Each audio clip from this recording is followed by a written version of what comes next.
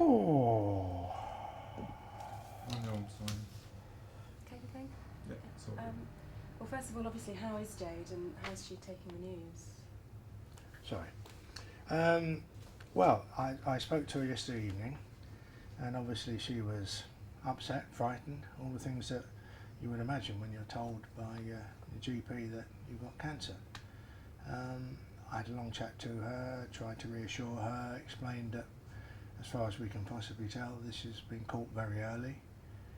But obviously she has to come back as soon as possible to get further examinations and to have further examinations, and also then to decide what's the most effective way of treating this and get it done as soon as possible. Are you able to clarify what the situation is with her health? Well, all I can tell you is what the consultant told her, which is that it's a cancer of the neck of the womb, cervix, and obviously from what he's saying, it's been caught early on. That's what they seem to think. But obviously she has to have further tests to make sure that it's not anywhere else, nothing spread, or so really that's all we know at the moment. And obviously that word is not the word that anybody ever wants to hear. So how was it dealt with on the show? How was the news broken to Jade? I'm not sure how it appeared on the show.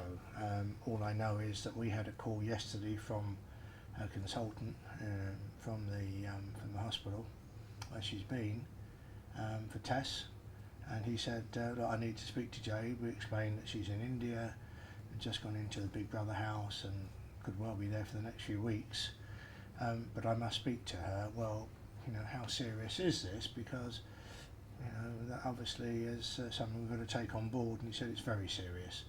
So fine. The minute he said that, we then contacted the organisers of the programme and put him in touch with them, and they arranged for him to speak to her.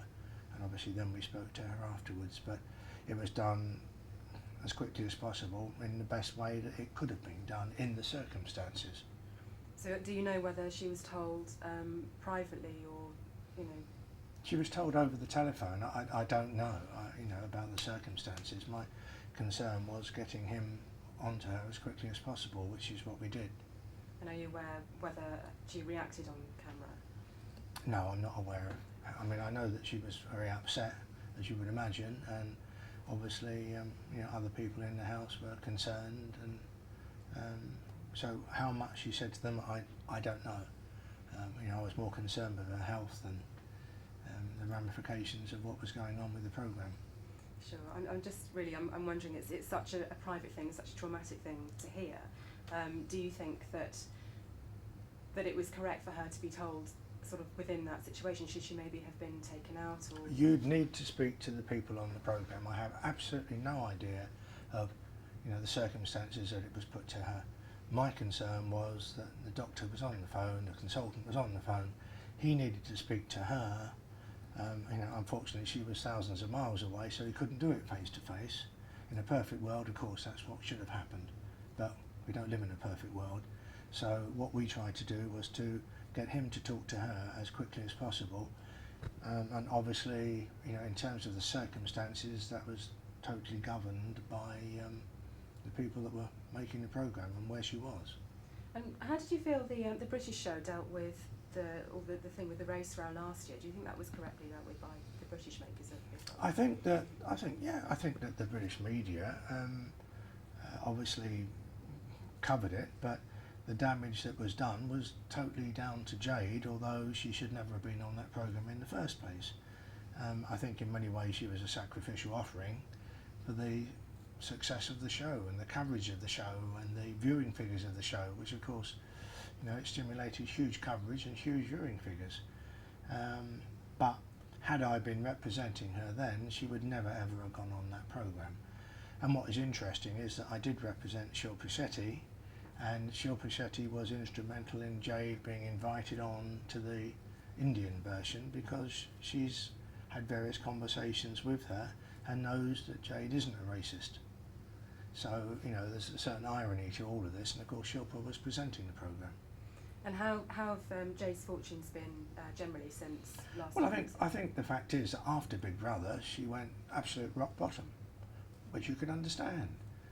She came to us a few months ago, and we said, look, we'll try and see if we can help to turn things around. And I think gradually things are starting to pick up for her.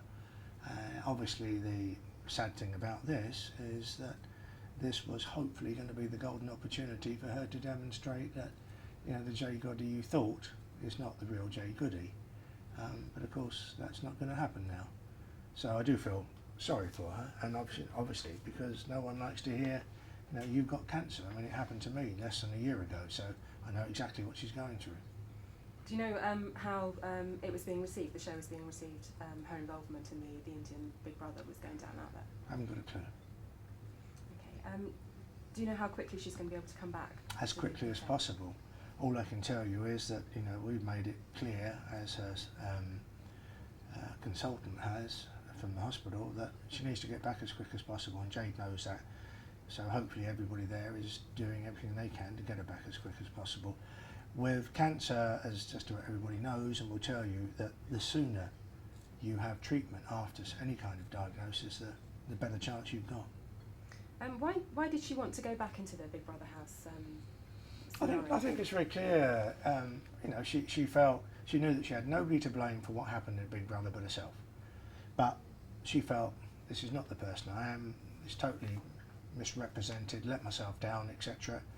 And I suppose she saw this as an opportunity to hopefully put the record straight.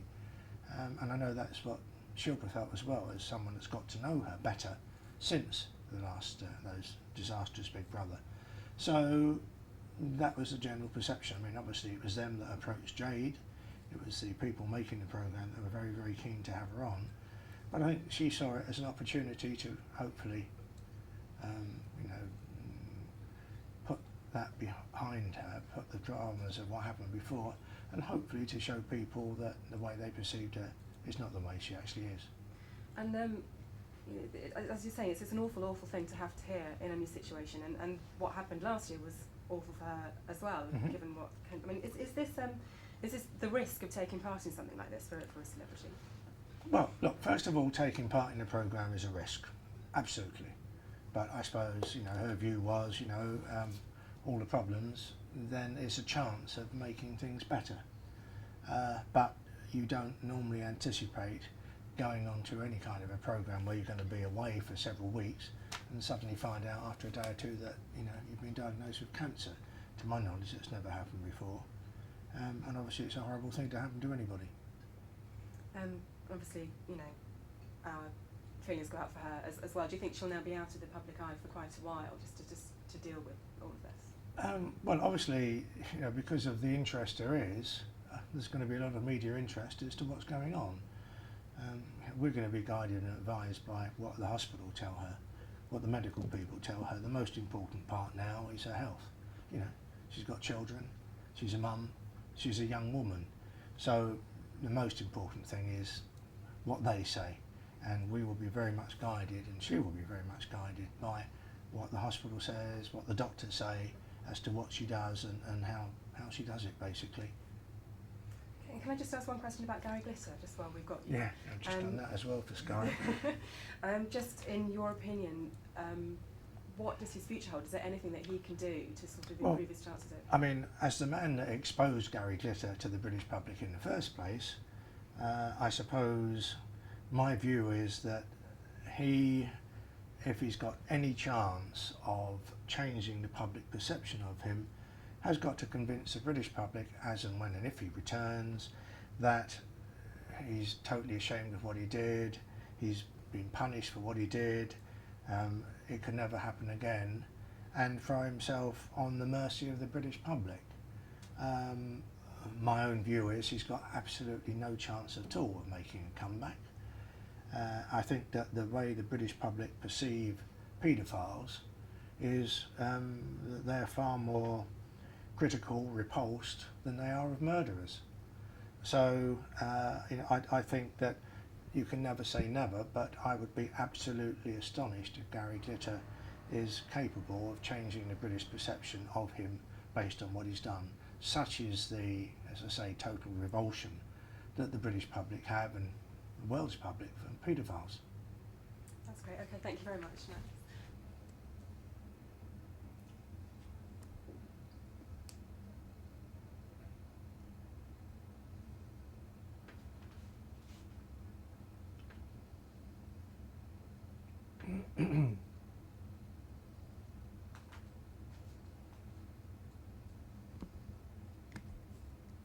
Hello, how are you?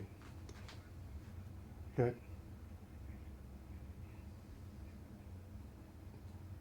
Yeah, it is a bit manic. Chris Hoy.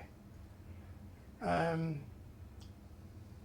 obviously, Golden Boy, and someone who has got all the opportunities to, you know, set himself up for life off the back of his success. Well, gently. In other words, the important part of looking after someone who suddenly deserved and got such huge worldwide success is to be very selective, you know, in terms of advertising, sponsorship, personal appearances, all these kind of things. Particularly, I mean, I don't know if he intends to stay cycling. But obviously the sky is the limit for the man now, and deservedly so. So